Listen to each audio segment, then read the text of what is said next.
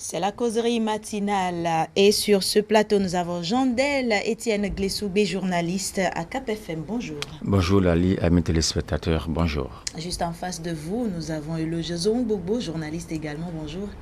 Bonjour Elali, bonjour à cher ami Latifou et bonjour à Jandel.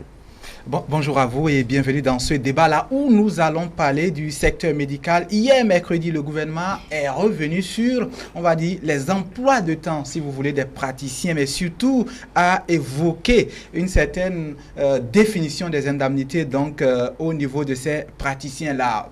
On en profite aujourd'hui, ce matin, donc pour revenir sur toutes ces réformes-là qui ont secoué de façon positive, on le verra de toutes les façons, le secteur, d'abord à commencer par le premier coup qui a été l'un des coups inattendus mais surprenant coup, c'était ce qu'on pourrait appeler la casse donc du secteur, la fermeture, Jandel, des centres illégaux. Merci, je pense que quand vous suivez de près la démarche, la méthodologie du gouvernement, ça sue un coup. Et je me rappelle lorsque l'État avait demandé aux médecins de choisir entre le privé et le public, il y avait eu beaucoup de bruit. Vous savez, au Bénin, on a l'impression que les gouvernements qui se sont succédés n'ont pratiquement rien fait dans ce sens. Parce qu'il faut rappeler qu'il faut avoir deux types d'autorisation. Lorsque vous êtes professionnel dans le domaine, on vous autorise à avoir l'exercice en clientèle privée. Là, ça veut dire que votre qualification vous permet de diriger un centre médical privé. Mais au-delà de ça, on vous autorise maintenant à ouvrir le centre médical privé. Ça fait deux types d'autorisation. Et pendant plusieurs décennies, vous voyez un centre sanitaire qui a pratiquement plus de 10 ans d'existence, mais qui n'a pas l'autorisation d'ouverture. Alors qu'on a vu des ministères de la santé, c'est-à-dire des ministres de la santé qui se sont succédés. Mieux, vous allez voir un centre médical qui a peut-être 20 ans d'existence, et c'est un jeune de 30 ans qui, son diplôme, n'a une durée de vie moins de 5 ans. Et c'est son diplôme qu'on prend pour avoir l'autorisation d'ouverture. Et donc, c'était tout un mélange dans ce secteur-là. Et c'est ça qui crée la souffrance pour la population. Vous allez dans un centre médical public, le médecin qui vous reçoit, il vous donne un rendez-vous dans son cabinet privé.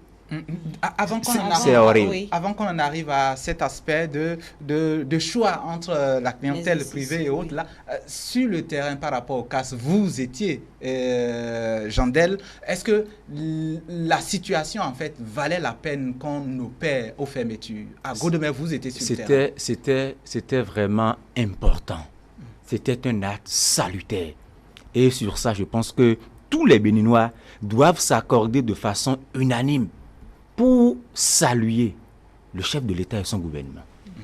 Nous prenons une commune comme Abomey-Calavi. C'est vrai qu'au fil du temps, la population s'augmente et les besoins aussi s'augmentent et que l'État seul ne peut pas faire face. Mais ce n'est pas une raison pour s'installer dans l'anarchie et le désordre. Comme je l'ai dit, il y a deux types d'autorisation. Et pour ce qui concerne l'autorisation d'ouverture, on vient visiter pour voir est-ce que votre cadre répond aux exigences en la matière. Est-ce que vous avez le personnel qualifié qu'il faut pour faire le travail? On prend un centre hospitalier, c'est-à-dire privé, et il est le seul qui est médecin, qui est infirmier, qui est aide-soignant, qui est tout à la fois. Voilà. Et vous retrouvez un local qu'on peut assimiler à tout, sauf un salon. Oui. Et c'est ça qu'on prend pour dire que c'est un centre hospitalier et c'est là où les gens exercent. Et dans ce domaine, on retrouve des gens qui n'ont même pas la qualification d'être médecin, infirmier d'État, mais qui dans le privé, comme ils sont dans un coin, qui se transforment en médecins. Et les gens qui en souffrent, c'est nos bonnes dames. c'est nos mamans, c'est nos jeunes sœurs qui vont à l'accouchement et qui en périssent. Et j'ai pu constater la naïveté de nos compatriotes. Dans cette, c'est-à-dire au moment où on opérait la visite, j'ai retrouvé une dame.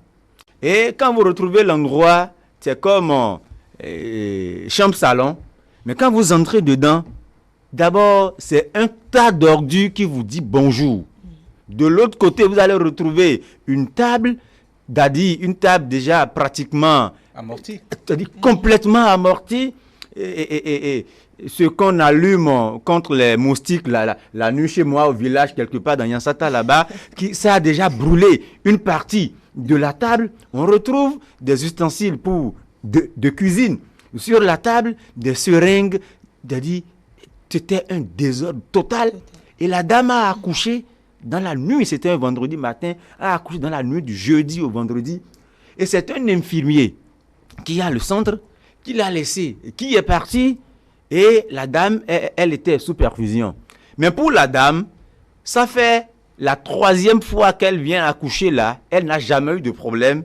Donc pour elle, ça dit, il n'y avait même pas péril en la demeure. Elle, ça dit, au moment où on disait, mais là où tu es en danger. Pour elle, c'est que c'est l'équipe qui est venue perturber sa tranquillité. Et donc, du coup, on retrouve aussi des gens qui ne comprennent pas que leur vie est en danger. Parce que quand ça gâte, et peut-être la pauvre dame, elle commence par saigner, on court maintenant pour recourir à ça. Je pense que c'était important d'assainir ce secteur-là. Et beaucoup ont fermé. Quand vous prenez peut-être l'arrondissement de Godomé, je vous dis, près d'une centaine de centres de santé étaient dans l'illégalité. Voilà. Une centaine. Et c'est pourquoi je me dis, les gouvernants qui se sont succédés, pour moi pratiquement, n'ont rien fait pour sauvegarder la santé de la population. Eloge Zongbobo, Jandel vient de donner un exemple de situation qui s'est produite dans un centre illégal, voilà, de Godomé, précisément. Ces centres étaient vraiment des abattoirs. Vous savez, moi je ne suis pas journaliste spécialiste des questions de santé, mais j'ai eu... Même si avec Direct Health, vous agissez bien dans le domaine. Exactement, dans une autre vie, j'ai fait beaucoup de choses dans ce domaine.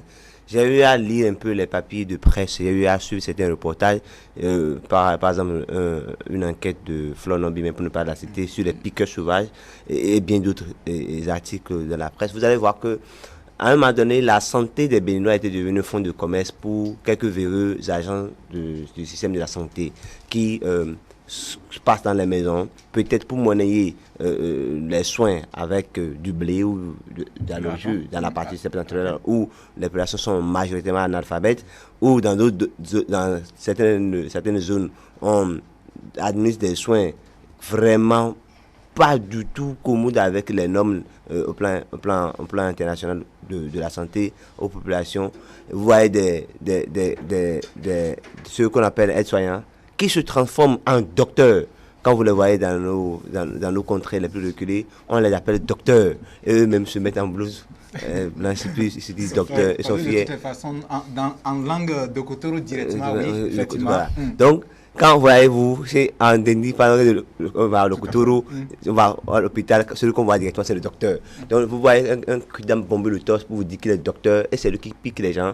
Vous voyez, c'est eux qui créent les centres de passer par là tout bras pour comment vous l'appelez, pour faire des interruptions volontaires de grossesse aux gens, des IVG, pour parler en langage codé à des personnes. Pendant longtemps, ça a été un fonds de commerce. Vous avez vu un peu le cas d'Adegou là aussi. C'est vrai que c'est plus la santé. Des gens qui se sont installés légalement pour vendre des médicaments qui plombent nos reins, mais parce que la population n'a pas suffisamment les ressources nécessaires pour aller dans les centres agréés. On estime que c'est le meilleur endroit pour avoir la santé, c'est dans ces régions. Cela va sans dire que la réforme pensée par le gouvernement de fermer ces centres de santé, de tuer carrément, après l'appel de Chirac à Cotonou, je crois que c'était en 2009, de tuer cette affaire de faux médicaments, était ce que la population attendait pour avoir la vie sauve.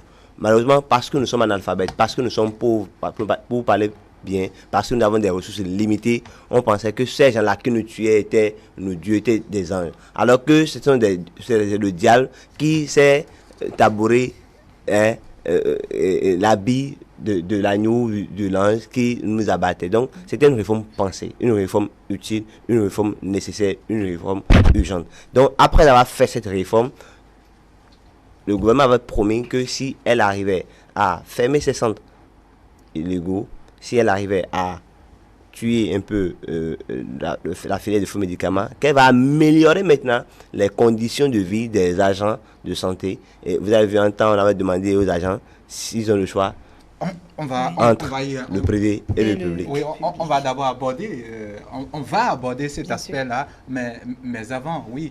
Est-ce que le manque d'infrastructures sur le terrain a favorisé ces centres illégaux? La question ne doit pas se poser parce que quand j'avais lu l'état des lieux que le gouvernement même avait fait de système de la santé, du système sanitaire, vous allez voir que il y a une vacuité. Je ne dirais pas un simple vide, c'est une vacuité totale par rapport au système de la santé. Et oui, des efforts ont été fournis par les gouvernements qui ont suicidés. Je ne dirais pas qu'ils n'ont pratiquement rien fait. Ils ont fait ce qu'ils peuvent, mais ils n'ont pas fait quelque chose d'utile. Ils n'ont pas fait quelque chose qui pourrait nous aider dans le temps, durablement. Donc, manque d'infrastructures, manque de personnel qualifié, manque d'organisation de la superstructure de la santé. Tout était presque à reconstruire, ou tout était à améliorer pour nous permettre d'avoir des soins de qualité. Donc, le manque d'infrastructures était aussi un facteur favorisant, vraiment déterminant dans ce qui nous arrivait quand on voyait. Moi, j'ai été fait piquer un jour dans le septentrion, dans une clinique. Je ne vais jamais oublier. Je suis allé pour une mission, j'étais malade. On m'a amené tard la nuit parce qu'après un coup, difficilement, il fallait trouver un centre de santé pour me donner les soins qu'il fallait alors que j'ai une maladie spécifique où un monsieur s'est prêté. Moi, j'étais très malade, très fragile, et on appelle le docteur. Moi-même, je pensais que c'était le docteur qui était venu, mais le monsieur est rentré, est venu avec quelques seringues, c'était un chose pour me piquer, mais c'était tout mon malheur avec lui. Il a fallu qu'arriver à Cotonou, que je sois transféré immédiatement dans un centre de santé de CNHU où j'ai suivi des soins vraiment rigides, sans quoi je pensais que je ne serais plus de ce monde. Donc, manque d'infrastructure a beaucoup favorisé, manque de personnel qualifié aussi a favorisé cette affaire. Jandel, est-ce que oui, la situation du public, comme l'a dit Eloge, la suprastructure même sanitaire de l'État, on va dire ces conditions favorisaient ce qui arrivait dans les proximités, au niveau donc des centres de proximité. Est-ce que le manque d'infrastructure peut être une cause pour contribuer et tuer allègrement nos concitoyens? Une question de morale. La nature aurait de vide parce que quand on n'avait pas cela et que l'autre pouvait se faire son blé à travers quelques astuces. Il faut de toutes les façons aller quelque part. Qui a créé les conditions pour escroquer les populations et les tuer finalement? C'est l'État. Si l'État avait un dispositif, si l'État avait un dispositif comme le nôtre, comme nous avions aujourd'hui, si les gouvernements précédents avaient pris la santé des Béninois au sérieux, comme le gouvernement actuel, on ne serait pas à l'étape là. Il y a 15 ans, le nombre de santé qui exerce dans l'illégalité, ce n'est pas le nombre d'aujourd'hui qu'on avait il y a 15 ans. Donc c'est parce que, c'est-à-dire, les gouvernements précédents étaient inactifs dans ce sens que les praticiens hospitaliers, les médecins et même ceux qui ont déjà leur droit de pension à la retraite se sont vus que c'est une vache à lait, qu'on peut en profiter.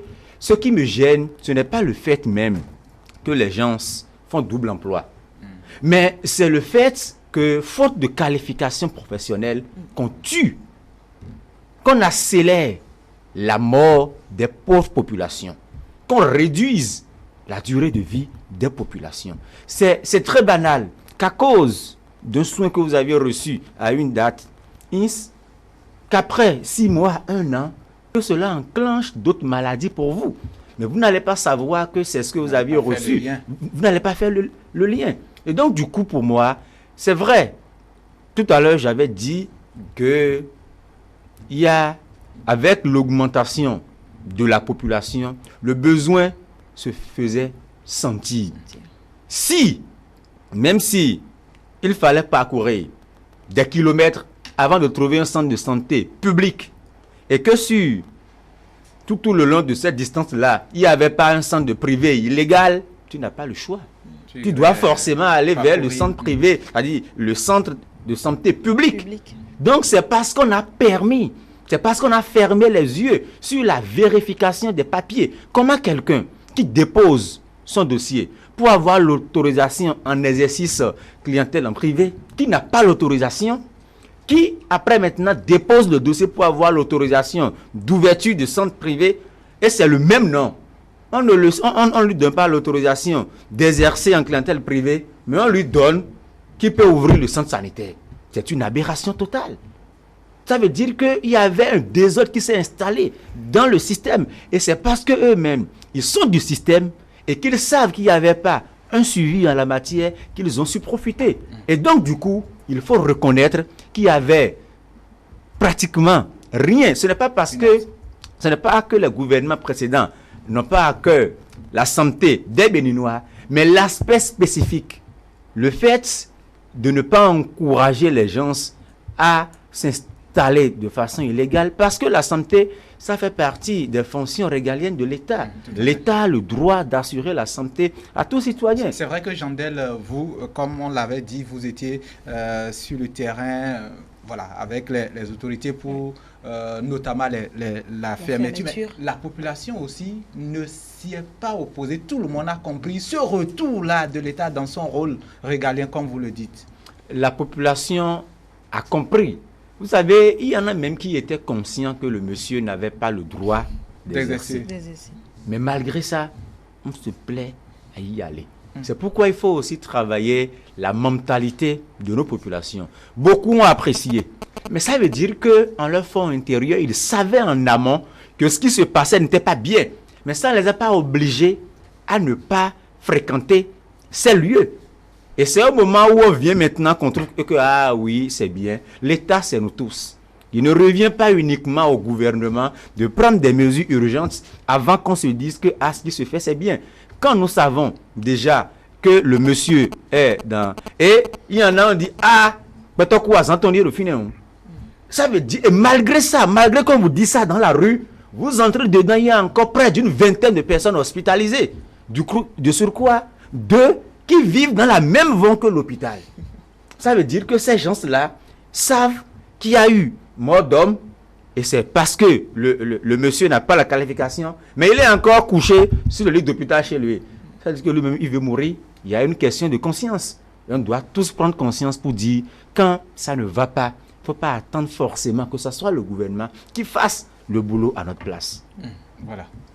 Voilà, et le Zongbobo, l'exercice en clientèle privée, il a été demandé, voilà, à ces praticiens de choisir entre le public et le privé. En ce moment, c'était vraiment un dilemme pour certains.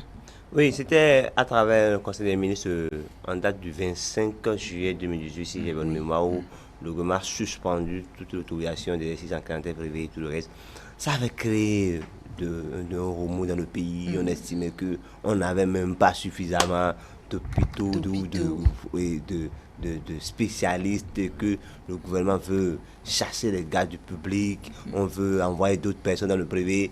C'était un taux fait d'écrit sur WhatsApp qu'il y a un nombre astronomique qui est allé carrément dans le privé, que bientôt les hôpitaux publics sont des mouroirs pour nous. C'était déjà pas possible. Et puis, bref. Ça fait plus parler que l'action précédente. Donc ça fait beaucoup plus parler. Donc le gouvernement, déjà quand elle menait cette action, je crois que le ministre était sorti plusieurs fois pour expliquer. Parce qu'il était dans une... Là, j'ai aimé cette communication sur cette action. Il était dans une démarche explicative. À chaque fois qu'on menait une réforme dans le domaine de la santé, on faisait l'effort de l'expliquer aux populations, parce que c'est quelque chose qui touche directement à leur vie. Donc on expliquait à ces populations que oui, quand nous allons finir, je parle du gouvernement, quand ils vont finir cette affaire de suspension, on va maintenant ils vont organiser au mieux cette délivrance. Donc certains vont choisir entre le public, d'autres vont choisir le privé, et on va essayer il y aura des mesures d'accompagnement pour chaque acteur, que ce soit dans le secteur public comme dans le secteur privé. Ce qui est heureux, c'est dans le Conseil des ministres d'hier, par exemple, où on a fixé les indemnités de garde, d'astreinte et tout le reste pour ceux qui sont restés dans le public. Donc, c'est joindre l'acte à la parole. On avait dit que si on essaie d'éclairer un peu l'image de ce que nous faisions, nous allons accompagner. Et voilà, après l'éclairage, l'accompagnement suit.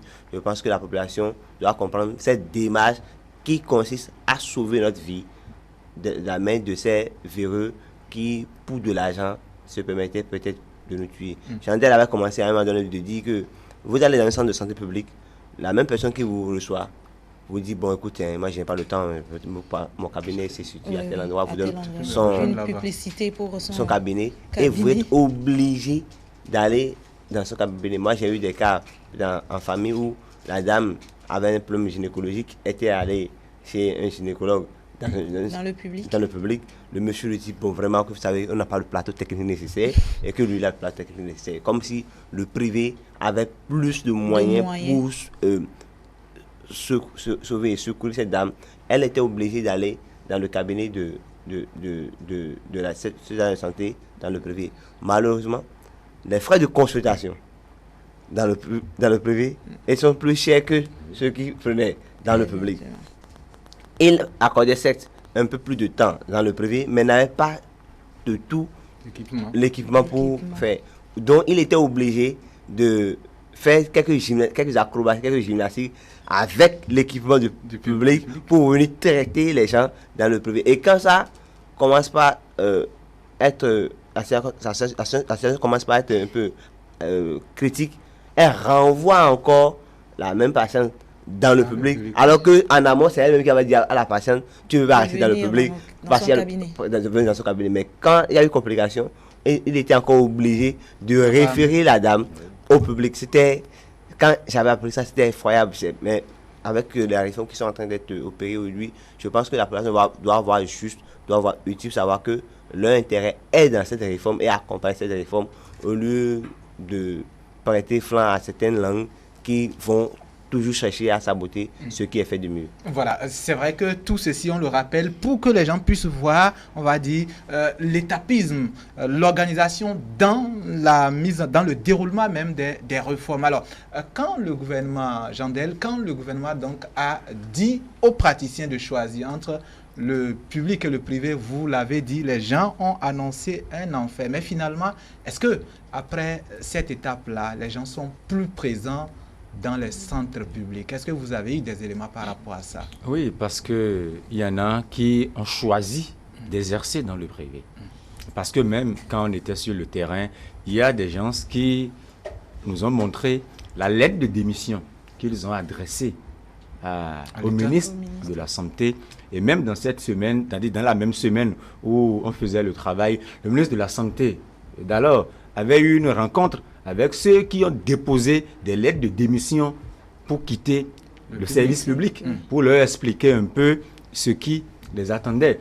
Et quand quelqu'un exerce dans le privé, non, c'est-à-dire est d'abord avant tout un agent de l'État, un médecin, un docteur, mais qui décide de démissionner pour le compte du privé, allez-y comprendre quelque chose. Ça veut dire qu'il a plus d'intérêt à exercer dans son cabinet médical privé que de travailler pour l'État. On ne peut pas lui en vouloir. Mais c'est de faire croire à l'État peut-être qu'on est avec lui et que peut-être qu'on nous dise on a une centaine de spécialistes dans tel domaine et qu'en réalité c'est une vingtaine qui travaillent réellement pour l'État et que tout le reste font un double jeu avec l'État, avec la santé de nos concitoyens et passent plus de temps dans les cabinets privés. Écoutez, vous allez au CNHU qui est là pour rencontrer un spécialiste, mais c'est la croix et la bannière. En son temps. Pour rencontrer un spécialiste d'un domaine sanitaire, vous avez besoin de lui. On vous dit que le monsieur, il est là le lundi de 7h à 8h30. Ça fait à mercredi de 13h à 14h30. Imaginez un peu.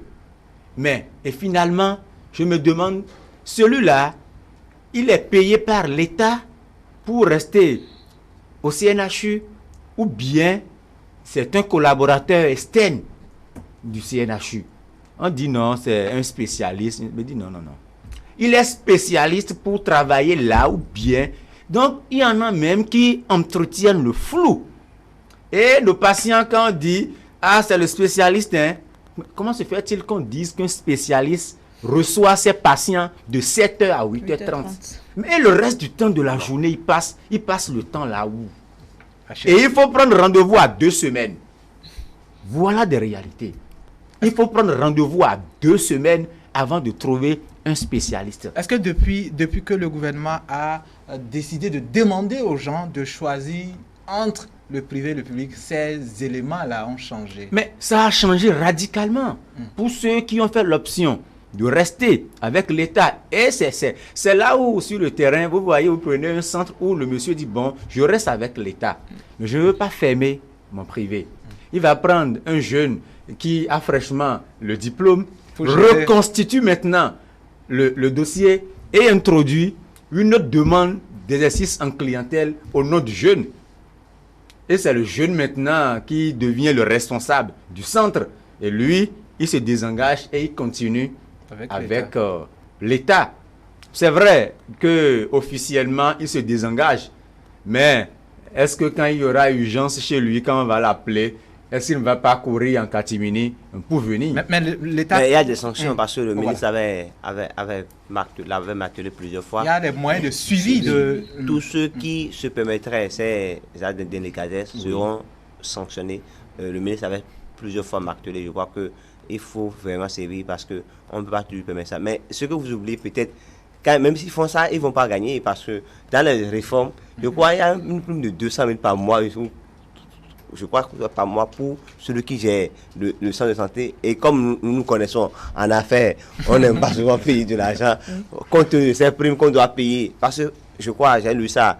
C'est-à-dire que l'État même a essayé en fait de corser même de la gestion au niveau donc du privé. Oui, parce que moi, dans une autre vie, je gère d'autres choses. Et dans les dossiers à constituer pour avoir cette autorisation de lui, les médecins qui doivent gérer les hôpitaux ont des primes. Et quand vous êtes patron et que vous devez faire l'arbitrage entre ce que vous payez déjà à votre agent qui est le médecin et que vous devez le payer en tant que gérant du centre, vous voyez que vraiment c'est astronomique. Donc ces gens-là qui vont se permettre ce que vous avez dit, je crois qu'ils ne vont pas en bénéficier. Et je crois qu'il y a des mesures de pression, des mesures de sanctions, de contrôle qui vont être strictes pour pouvoir les appréhender et les servir avec la dernière rigueur de la loi. Il y a eu cette phase, Olali est mieux outillée que nous parce qu'elle a sillonné tout l'État béninois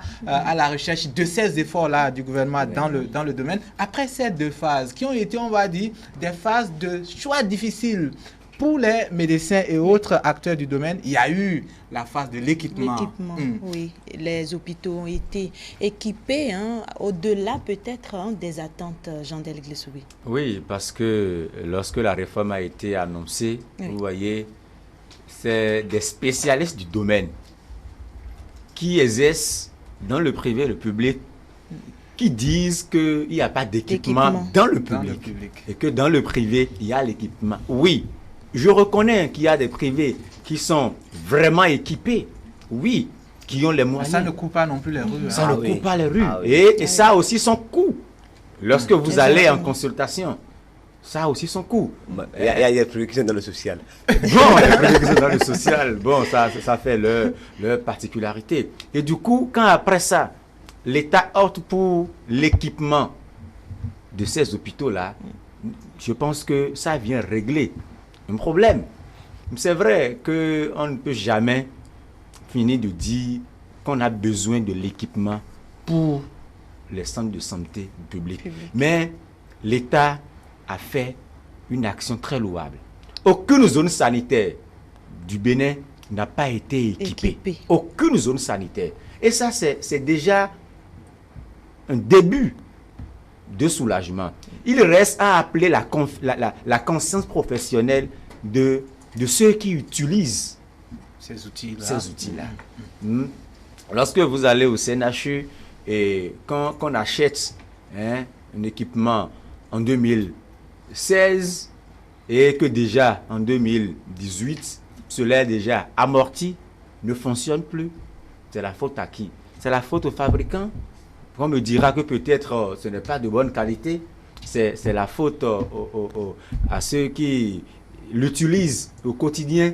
Il faut aussi la maintenance. Parce que moi, je suis gêné lorsqu'on me dit que pour être bien suivi, il faut aller dans un centre de santé privé. Ça a changé aujourd'hui. Oui. Même l'accueil dans un centre de santé public, même l'accueil, ça a changé. Parce qu'autrefois, la dame, elle était pressée de finir pour aller jobber encore ailleurs. L'homme aussi, hein? Oui, bon, l'homme aussi, oui, c'est dans les deux cas. Okay. Mais aujourd'hui, il sait qu'il est là du matin au soir, en tout cas pour la période de la garde où c'est son tour. Il n'y a nulle part à aller. Donc, il n'y a pas une pression derrière. Il n'y a pas de coup de fil où on dit, il y a opération, hein, il y a tel patient où il faut. Donc, tout ça était à la cause. Parce que beaucoup d'écrits disent non, l'accueil dans le centre de santé publique, ce n'est pas du tout bien. On essaye de décrier la chose. Aujourd'hui, ça a changé. Ça a changé. Et la décision du gouvernement hier, c'est ça qui prouve en réalité qu'il y a de la méthode dans tout ce que le chef de l'État fait. Et quand il y a de la méthode, le résultat est toujours positif. Si au départ, on octroyait ces primes, on arrivait à faire la catégorisation, on arrivait à faire la distinction au départ, on ne pouvait pas comprendre. Mais il fallait assainir d'abord le secteur, comprendre réellement ceux qui sont avec nous, ceux qui prennent l'engagement de sauver la vie des populations, savoir que c'est avec ceux-là qu'on peut faire le secteur, et c'est sur ceux-là qu'on peut investir réellement. Et du coup, quand vous regardez, je dis, on peut applaudir pour dire, vraiment, c'est du bon boulot qui a été fait. Parce que, c'est vrai, au départ, c'était difficile pour ces spécialistes-là de faire le choix. Mais aujourd'hui, ceux qui sont restés ne vont pas regretter. Ceux qui sont restés ne vont pas regretter. Parce qu'aussi au départ, il disait que les conditions de travail avec l'État ne sont pas du tout reluisantes. Que c'est pourquoi, quand tu vas en France, il y a beaucoup de Béninois qui sont des spécialistes, des médecins, mais qui refusent de revenir au pays parce que les conditions de travail ne sont pas du tout agréables. Et donc aujourd'hui, je pense que ça règle ce problème-là, ça améliore un peu plus les conditions dans lesquelles ils vont travailler et du coup, ceux qui en bénéficient, c'est la population. Il n'y a pas d'autres personnes. Alors, Radio Éloge, voilà donc finalement, le temps de doute, le temps des choix difficiles est passé. À présent, l'accompagnement, le soulagement, si vous voulez, les récompenses même, si vous voulez. Oui, en fait, il faut associer, il faut lire ensemble les deux décrets qui ont été pris hier en Conseil des ministres. Le décret portant fixation des indemnités, des gardes et celui répartissant bien évidemment les temps de... Voilà. Ces deux décrets, si vous les mettez ensemble, ont pour vocation d'assurer une bonne qualité de soins aux populations. En même temps, de favoriser ceux qui exercent. Il faut qu'ils soient matériellement à l'aise et mentalement forts dans ce qu'ils font. Parce que c'est Saint Thomas d'Aquin qui l'a dit la vertu a besoin d'un minimum d'accompagnement, si vous voulez. Donc, pour qu'ils soient vertueux, il faut tout au moins leur accorder le minimum qu'il faut pour qu'ils soient à l'aise dans ce qu'ils font. Voyez-vous, le deuxième décret, ça parle de comment vous l'appelez, l'encadrement du temps de travail. Vous avez quel temps vous avez pour aller au boulot, quel temps vous allez prendre pour accompagner vos stagiaires, quel temps pour les recherches. Pour les recherches. Donc, vous n'êtes plus suffisamment surchargé. Vous avez un temps qui vous est... On a essayé de tout arrêter un peu ce qui se faisait. Eh bien, ils ont augmenté aussi le minimum qu'il faut pour leur accompagnement. Voyez-vous, ces deux réformes d'hier étaient des mesures salutaires du gouvernement. Ce que nous allons espérer, c'est que ça puisse se poursuivre, ces réformes, pour que les populations puissent en bénéficier in fine. Parce que c'est avant et après tout de l'intérêt de la population ce qui se fait aujourd'hui. Donc, que ce soit avec le gouvernement talon ou des gouvernements qui vont venir après, dans 10 ans, dans 15 ans, dans 30 ans, dans 50 ans, il faut que ces gouvernements puissent continuer dans cette démarche pour que les populations puissent au moins pousser un ouf de soulagement en ce qui concerne le domaine de la santé tout au moins. Parce que c'est un domaine vital, c'est un domaine dans lequel il faut avoir l'œil vigilant là-dessus, il faut au quotidien améliorer les choses pour que nous n'ayons pas des gens qui meurent à tout bras comme si on était dans un pays de guerre. Jandel, enfin, on va dire le temps du ouf chez les praticiens. Oui, c'est un ouf de soulagement pour eux, surtout ceux qui prennent tout le temps à se plaindre pour dire les conditions ne sont pas du tout reluisantes et qui trouvaient que ceux qui sont dans le privé vivaient mieux. Parce qu'il y en a qui n'ont même pas attendu la décision du gouvernement de choisir entre le privé et le public, qui ont les qualifications, mais qui n'exercent pas pour le public. Et quand vous leur posez la question, ils disent du coup, le public, le traitement, ce n'est pas du tout à la hauteur de ma compétence. Et donc, si aujourd'hui on arrive à les mettre à l'aise, je pense que c'est vraiment important. Parce que comme je l'ai dit tantôt, je suis gêné quand on dit qu'en France, c'est des Béninois qui sont les meilleurs spécialistes. L'on dit que déjà même la seule région parisienne a plus de médecins qualifiés que sur tout le territoire béninois. Des médecins qualifiés béninois, bien évidemment. Je dis, mais pourquoi ils ne peuvent pas rentrer au pays? On vous dira les conditions. Justement, les conditions. Mais il faut aussi un peu plus de minimum de patriotisme. Ah non. Pour sauver la vie de nos concitoyens. La vertu a besoin d'un minimum de confort. La vertu a besoin d'un minimum de confort. Je ne suis pas d'accord avec des gens qui prêtent serment de sauver. Mais là-bas aussi, il y a aussi des vies à sauver. Mais à côté de ça, c'est pourquoi nous devons être unanimes, d'accord, à reconnaître la légitimité, cette droit légitime des populations, des bénéficiaires de cette réforme. Aujourd'hui, avec ce qui se fait, on peut espérer que dans quelques années, dans 3 ans, dans 2 ans, dans 1 an, dans 20 ans, dans 50 ans, des spécialistes béninois qui sont partout d'ailleurs dans le monde, plus en vacances d'été, peut-être, même s'ils peuvent exercer directement au Bénin, peut-être en vacances d'été, venir au Bénin, exercer parce que même les réformes qui sont en cours favorisent aussi cela. C'est-à-dire ils peuvent venir aussi occasionnellement. Voilà. Aider les nôtres ici. Moi, dans une autre vie, comme il le rappelait, nous on avait l'habitude pour certaines pathologies, pour les soins, d'appeler des spécialistes venus d'autres pays pour venir soigner les nôtres ici. Je ne vous fais pas un jus, on n'a pas beaucoup de spécialistes en matière de chirurgie plastique et esthétique au Bénin, par exemple. Un domaine fort simple, mais je crois on n'a pas beaucoup de spécialistes là-dedans. Je n'en connais qu'une seule, pratiquement. Donc, pour ces gens de spécialité, on n'en avait pas. Et aujourd'hui qu'on a amélioré les conditions de travail de ces spécialistes, je vois que nos frères et sœurs, nos concitoyens qui sont formés dans les grandes universités du monde, dans cette spécialité, puissent commencer maintenant par venir au pays travailler parce que les conditions s'y est aujourd'hui pour exercer librement cette profession et gagner pleinement sa vie. On ne va pas parler de patriotisme et ne pas leur donner le minimum qu'il faut pour qu'ils puissent vivre. Je suis sûr que vous-même, en tant que journaliste, vous voulez à chaque fois qu'on améliore davantage vos conditions. C'est vrai que quand vous êtes formé dans des meilleures écoles, comme vous le dites, vous vivez 2019, mais quand pour revenir dans votre état, Olali, vous êtes obligé de côtoyer les outils et équipement des années 50, ça pose un problème. Un véritable problème. C'est pourquoi la mesure d'accompagnement qui avait suivi avec les équipements dans les centres, moi je suis pas spécialiste, mais je côtoie les spécialistes. Donc quand le gouvernement donne quelques outils équipements au centre de santé, je demande à mes spécialistes, ils vous voient cette affaire. Tu as suivi le reportage et dans nos causeries, on me dit mais ça, c'est pas de pointe. De dernière génération. Tu es sûr? Oui. Et puis moi, en tant que responsable ailleurs, je formule la demande aussi pour que le privé d'arriver à ce niveau, sans quoi les privés risquent même à un moment donné de disparaître compte tenu de ce que fait l'État. L'État puis la politique de ses moyens. Tout à fait. Donc l'État fait la politique de ces moyens aujourd'hui. Je crois que c'est des mesures à saluer.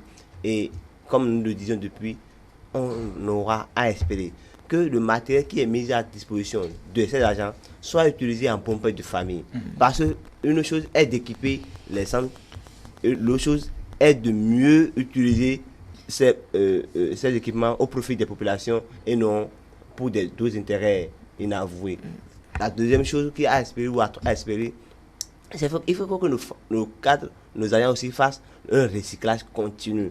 Ce n'est pas parce que vous avez été formé et que vous avez le diplôme en spécialisation il y a 15 ans que vous êtes toujours bloqué à ce niveau de compétence. La science évolue, et il faut évoluer avec le temps, avec la science, sans quoi ils seront dépassés alors que les pathologies naissent au jour le jour et les populations vont mourir dans leurs mains.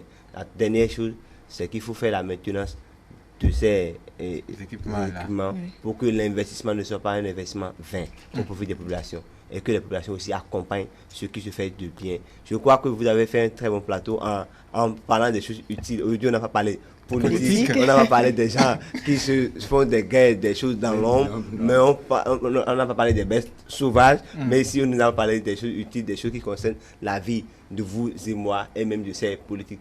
La dernière chose, c'est qu'aujourd'hui, avec ces réformes, on peut exiger de nos politiques de ne plus prendre notre argent pour aller faire une évacuation sanitaire de toute façon, ailleurs. Oui, parce que même là encore, il y a un suivi désormais. Oui, parce qu'il y a une démarche du gouvernement qui concerne l'évacuation sanitaire. On a réduit les coûts. Et on a réduit certaines choses, ils sont en train de crier. Ceux qui bénéficient souvent des évacuations sanitaires, ce n'est pas Olali, ce n'est pas Latifou, ce n'est pas ni mes cadres qui sont là. C'est souvent des gens qui ont les ressources. Et c'est eux qui bénéficient davantage de ces évacuations sanitaires. Aujourd'hui, nous avons l'essentiel. Du moins, c'est vrai que ce n'est pas encore tout. On n'est pas encore au niveau high level, mais ce que nous avons pu nous permettre aujourd'hui, quand ils sont malades, on peut les opérer sur place. Qu'ils vivent les réalités de tous les jours du pays. Ça va les permettre, une fois, quand ils viendront au pouvoir, qui doivent améliorer les conditions de vie de ces populations, surtout dans le domaine de la santé. Jandel, est-ce qu'on est à un niveau où on peut espérer déjà dans quelques années peut-être même attirer d'autres nationalités, par exemple, praticiens? Parce qu'on l'a déjà dit, les Béninois sont pleins en France et même ailleurs. Est-ce qu'on peut espérer avec cette démarche-là, si ça continue, attirer d'autres nationalités qui vont vouloir exercer chez nous? Non, lorsque le spécialiste dit qu'au Bénin, à peine il a 350 000 francs le mois, que quand il compare ce qu'il prend à l'extérieur, ça avoisine 1 million. Vous voyez déjà que lorsqu'on lui garantit un mieux-être et qu'en plus de ça, il serait proche de ses parents, il n'a pas le choix que de rentrer au pays. Tout à fait. Et au-delà de ça, il y a d'autres pays de la sous-région où c'est pire que le Bénin. Et donc si ces spécialistes de ces pays-là se retrouvent mieux au Bénin, je pense que c'est la bienvenue. Qu'ils viennent. Ce qui est important, on dit souvent, c'est la fin qui justifie les moyens. Et le plus important ici, c'est la santé des populations. Je voudrais inviter le gouvernement à reprendre la descente sur le terrain. Parce qu'il y avait qui ont déposé le dossier pour avoir l'autorisation et qui brandissaient les récits, c'est-à-dire le récépissé. Et en son temps dit, il y avait un délai d'1 trimestre pour voir si le dossier est rejeté, ou s'il y a correction, ou si vous aviez l'autorisation. Il y en a qui n'ont jamais l'autorisation d'opérer, c'est-à-dire de faire un accouchement, mais qui le font. Il y en a, c'est-à-dire qui dépassent le degré d'autorisation. Il faut maintenir la pression. Il faut reprendre la descente sur le terrain. Ceux qui ont déposé les dossiers, c'est-à-dire ceux qui existaient avant, qui sans autorisation existaient, c'est-à-dire travaillaient, et qui ont déposé maintenant le dossier, et qui sont dans l'attente de recevoir les spécialistes du domaine qui devront venir leur rendre visite. Si l'État, après la descente, constate que non, on ne peut pas vous accorder l'autorisation, que ces centres-là soient purement et simplement fermés. Que ceux qui ont l'autorisation puissent rester dans le champ d'application de l'autorisation. Tu n'as pas le droit de faire un accouchement. Et tu fais un accouchement. Tu n'as pas le droit, c'est-à-dire de faire les interventions chirurgicales. Mais tu le fais. C'est illégal. Et c'est illégal. Donc, il y a beaucoup qui sont dans ce cas. Et c'est parce que nos concitoyens ne comprennent pas. Quand tu as l'autorisation, le champ est restreint. C'est comme dans le domaine de l'éducation. Tu peux avoir l'autorisation pour le cours primaire sans en avoir pour le cours secondaire. Et donc, il faut aussi en tenir compte pour que ceux qui profitent peut-être de l'autorisation degré 1 et qui en exercent jusqu'au-delà, et c'est la vie des populations qui en pâtissent parce que fin octobre, début novembre, il y a des centres qui existaient sans autorisation. Mais c'est parce qu'ils ont introduit des demandes et le délai de 3 mois, je pense, est déjà passé. Et donc, il faut alors maintenant vérifier s'ils ont eu l'autorisation, s'ils n'ont pas l'autorisation. Alors, il faut fermer. Parce qu'il y en a, quand vous regardez même le décor, tout sauf un centre sanitaire. Et donc, du coup, il faut tenir compte de tout ça là. Parce qu'il y a le fond et la forme. La forme même de l'emplacement, ça ne répond à rien du tout. Avant qu'on ne parle maintenant de la qualité de ceux qui y travaillent. Voilà, on ne peut pas parler de ces réformes et omettre l'élargissement de la carte sanitaire, notamment la construction de l'hôpital de référence à Calavi, également à Savet, à Alada. Exactement, l'élargissement de la carte sanitaire contribuera aussi à améliorer ce que le gouvernement fait actuellement. Et ça rejoint aussi la question de... Je veux aussi répondre à la question de la TIFO. Est-ce qu'on peut arriver un jour à capter la compétence d'ailleurs? Si nous élargissons la carte sanitaire, si nous améliorons les conditions de vie, de travail, si nous améliorons les conditions de soins dans le pays, si nous améliorons la gestion des ressources humaines, donc si l'environnement est favorable, le climat est favorable pour exercer, je ne crois pas, je ne doute aucun instant que d'autres nations ne veuillent pas vouloir venir travailler au Bénin. On peut faire du Bénin, permettez, un petit Maroc ou une petite Afrique du Sud, quelque part. C'est avec ce qui se fait aujourd'hui, on peut espérer que dans 4 ans, dans 5 ans, dans les années à venir, d'autres présidents, d'autres nationalités puissent même venir au Bénin quand ils sont malades pour se faire soigner. Quand nous élargissons vous avez vu le centre de santé d'Alada, c'est dédié à quelque chose, ça va être un des grands centres. Il y a l'aéroport de Goulo-Digbe qui sera construit probablement dans quelques années. Juste à côté, sans doute, de centre de référence de Calavi. De Calavi. Voyez-vous, quand vous avez ça dans une zone comme ça, je pense que vous pouvez donner rapidement les Togolais qui ne sont pas trop loin de la zone pour venir se faire soigner. Quand les Nigériens, quand c'est bien fait, ils peuvent rapidement prendre un vol en moins d'1h30 et venir à Cotonou, ou bien en 1 heure venir à Cotonou se faire soigner, au lieu de prendre un vol Cotonou-Rabat ou Cotonou-Amsterdam ou Cotonou-Paris pour se faire soigner. Johannesburg. Le calcul est vite fait. Et puis par rapport au coût, il fait le coût d'opportunité, il voit qu'il est plus à l'aise à rester plus proche de son pays d'origine et d'avoir la vie sauve que d'aller loin, quoique ailleurs n'est pas toujours meilleur. Le Bénin et les pays limitrophes sont par ailleurs les mêmes pays, donc ça peut être rapidement fait. Mais n'oublions pas, vous savez ce qui se fait aujourd'hui va améliorer aussi le taux de fréquentation des hôpitaux. Quand le Béninois est malade, son premier réflexe n'est pas d'aller dans les centres de santé. Parce que ce n'est pas garanti non plus. C'était pas garanti. Donc, de plus en plus, comme c'est en train d'être garanti, il faut que nous autres acteurs des médias, on puisse mettre la lumière sur ce qui se fait de bien. On puisse mettre la lumière sur ce qui se fait de bien, afin de décoloniser les mentalités de nos populations qui pensent que cette tisane peut rapidement régler. C'est vrai, nous sommes nés de quelque part, nous avons ces richesses traditionnelles chez nous. La nature nous a donné les vertus des plantes, des racines et tout le reste que nous connaissons. Mais par rapport au dosage, nous ne sommes pas souvent spécialistes. Encore qu'il y a tellement de faux charlatans dans ce domaine-là, effectivement. Nous avons des margoulins partout dans chaque domaine. Ils vous crient, ils vous disent qu'il est le spécialiste. Ils traitent tout. Vous voyez un même médicament, une même tisane, qui on peut vous dire que ça crée l'hépatite, fièvre typhoïde, diabète. Certains ajoutent discrètement, même le sida. Insuffisance rénale. Finalement, qui n'a pas encore totalement à 100%, mais ça marche. Ça marche. Donc, comme nous n'avons pas l'habitude d'aller dans les centres de santé parce que nous avons estimé que les gars nous tuent facilement, nous avons estimé que ça coûte trop cher, nous avons estimé que le mauvais accueil, insultes, et que ces choses sont en train d'être améliorées, je crois que ça va participer un peu à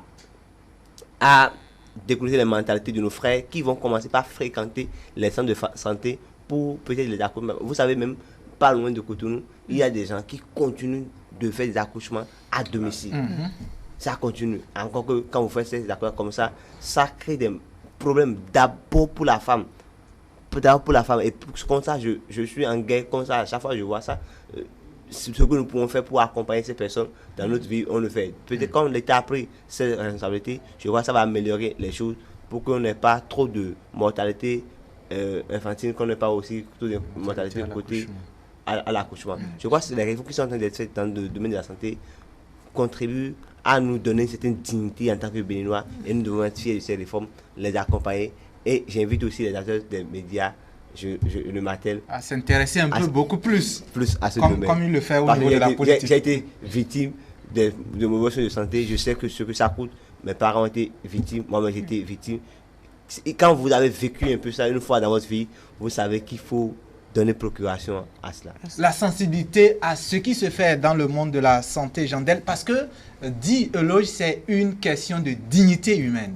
C'est une question de dignité humaine parce que ça concerne tout le monde. Ça concerne tout le monde. Et il faut avoir été un enfant de pauvre pour comprendre réellement.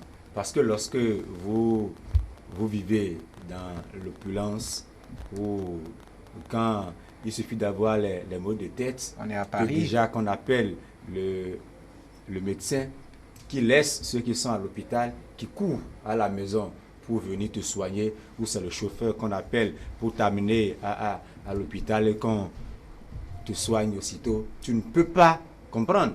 Quand on mène le débat pour toi, c'est que, mais qu'est-ce qu'ils sont on en fait de trop. On en fait de trop. Il faut aussi parcourir un peu quand on dit le Bénin profond. Le Bénin profond, pour moi, c'est Révier.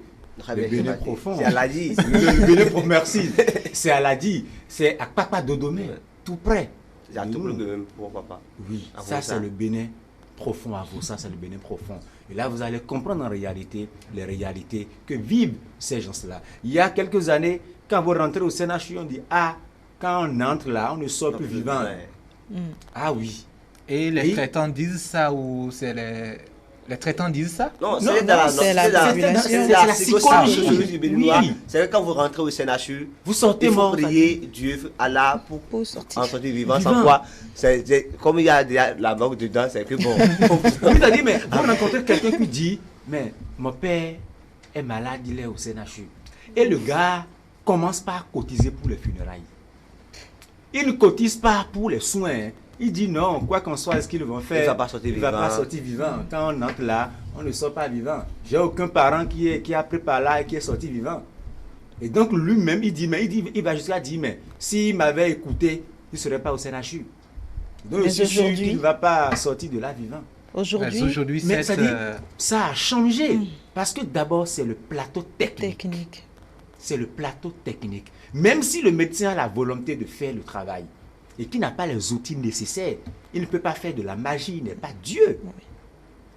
Au-delà de ça, ceux qui n'avaient pas le cœur à l'ouvrage pour faire le travail aujourd'hui, ils n'ont pas le choix parce que les conditions sont meilleures. Oui. Et quand on parle de la carte sanitaire, lorsqu'on prend tout ce Bénin-là, on dit que le CNHU, c'est le seul qu'on se permet le luxe d'appeler hôpital de référence, qui n'était même pas de référence il y a quelque temps. Aujourd'hui, quand on prend l'hôpital qui est construit qui est construit d'abord à Alada, ça là c'est déjà terminé. Ça, c'est mise en service également. C'est-à-dire c'est très bien. Et je sais que le chef de l'État c'est quelqu'un qui a du goût. C'est quelqu'un qui aime le luxe et c'est un homme de défi. Il a dit qu'il va construire un hôpital de référence dans Abomey-Calavi. C'est-à-dire, le site existe déjà. Les entrepreneurs qui doivent travailler sont déjà connus. Et il y a déjà des travaux primaires qui se font. Bien fois qu'avant la fin de son mandat, que ça sera fait et qu'on pourra dire au Bénin aussi, Faut pas parler de cannabis seul parce que le télé c'est pour tous les Béninois. Il y a aussi à Savais. Oui, il y a aussi à Savais, effectivement. Il y a aussi certaines régions. Donc, Oui. partout, il a promis que ça soit fait. Tout simplement. Pendant son mandat. Et une dernière chose, n'oublions pas le RAMU qui va Oui. accompagner, qui va coiffer. C'est ça le clou de tout ce qui Parce se fait. qu'effectivement, quand c'est de référence, ce sont des hôpitaux, on va dire, d'un certain niveau, il faut des moyens pour y accéder. Le RAMU est là. Oui. Pardon, l'Arche. Voilà. Bah, c'est génération l'ancêtre, actuelle. ouais. Voilà, le C'est RAMU. l'ancêtre qui est le RAMU aujourd'hui, Voilà. c'est l'Arche. Le programme H, il faut que ce programme puisse prendre vie, prendre corps, parce qu'aujourd'hui, les plus démunis qui, parmi nous, les pauvres, les personnes vulnérables à faible revenu parmi nous, il faut qu'ils aient aussi cette possibilité d'aller prendre les soins aussi dans ces hôpitaux, au même titre que les semi-bourgeois, les bourgeois que nous sommes, qui puissent aller rapidement aux soins. Parce que si vous avez le centre et que vous avez le plateau et que la population n'a pas les moyens de fréquenter ces centres de santé, c'est peine perdue. Donc, il faut que l'H puisse être rapidement opérationnel pour permettre à nos populations des zones les plus reculées ou à nos populations qui ont de faibles revenus, les artisans, les chômeurs, d'aller dans ces centres pour avoir des soins adéquats. Des soins adéquats. Je voudrais dire à nos populations, lorsque vous voulez la qualité, c'est-à-dire il faut s'y prêter. Lorsque je décide d'avoir un beau costume comme Latifou, il faut que je me donne les moyens.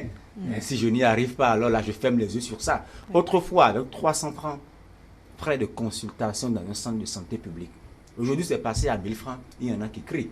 Mais non, ce n'est pas...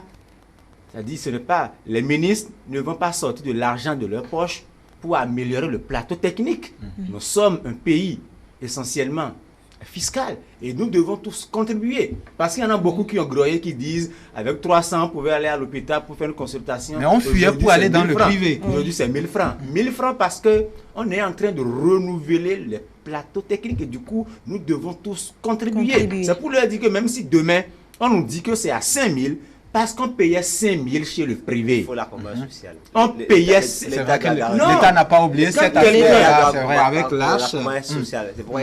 Pourquoi quand nous allons dans le privé, nous ne menons pas de débat sur le prix? On est prêt à payer 5000 francs frais de consultation. Ce n'est pas toutes les populations, tous les Béninois qui arrivaient. Je vous ai dit, si vous voyez même le rapport produit par l'État béninois, par le gouvernement actuel, par rapport à au taux de fréquentation, je n'ai pas des chiffres, au taux de fréquentation des hôpitaux, les Béninois vont très peu vers les centres de santé. Parce je crois que l'Arche aura notamment à régler ce problème. Oui, les coûts. Pour les semi-bourgeois comme moi, c'est possible. Ouais, qu'on peut se le dire que pour aller chez un gynécologue, il faut payer 9 000, 8 000. C'est possible. Parce que vous avez quelque chose de mieux que ces personnes. Mais ceux qui vont bénéficier de l'âge, par exemple, il faut que des gens puissent avoir la possibilité de bénéficier de l'âge pour aussi avoir ces soins de santé.